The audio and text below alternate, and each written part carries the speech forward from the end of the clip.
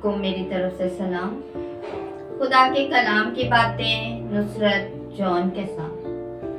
अगर आप हमारे चैनल पर नए हैं तो इसको जरूर सब्सक्राइब कीजिए और खुदा के कलाम की बातों को ज्यादा से ज्यादा शेयर कीजिए ताकि खुदा के कलाम की बातें ज्यादा बहन भाइयों तक जा सके।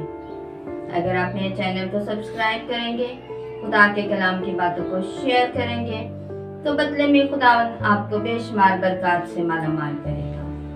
मैं अपने उन तमाम बहन भाइयों को, अपने अजीजों को जो इस वक्त फेसबुक या यूट्यूब के जरिए मेरा प्रोग्राम देख रहे हैं, अपने इस प्रोग्राम में वेलकम कहती हूँ। आज हमारे लिए हमेशा की तरह बहुत खास पैगाम है। वो खास पैगाम क्या है, अगर आप जानना चाहते हैं तो इस प्रोग्राम को पूरा देखिए और खुदा की बरकत को हासिल कीजिए। तो आइए कलाम मुकद्दस में से पढ़ते हैं। अस याकूब पहला बाब 12 आयत।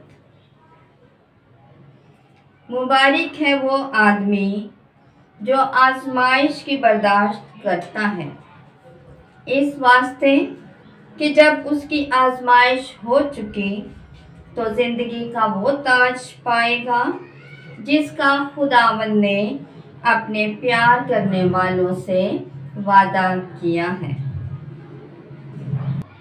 आज एक खास बात, एक खास पैगाम कि अगर हम पर कोई आजमाइश आती है तो हमने उसको बर्दाश्त करना है।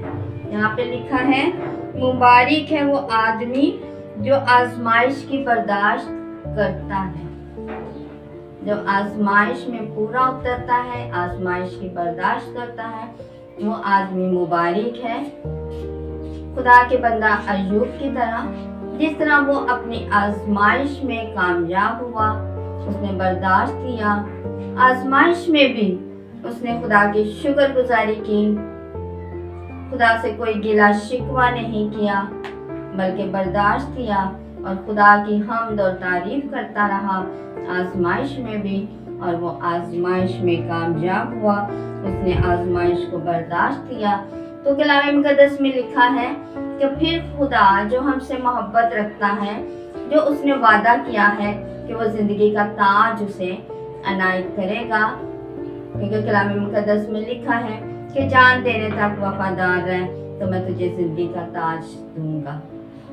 तो यहाँ पर इसीलिए मुबारक कहा गया है उस शख्स को जो आजमाइश की बर्दाश्त करता है और खुदा में कायम रहता है, उसकी शुक्रगुजारी करता रहता है, मुश्किल में भी, परेशानी में भी, तकलीफ में भी, तो खुदा उसे जिंदगी का ताज देता है।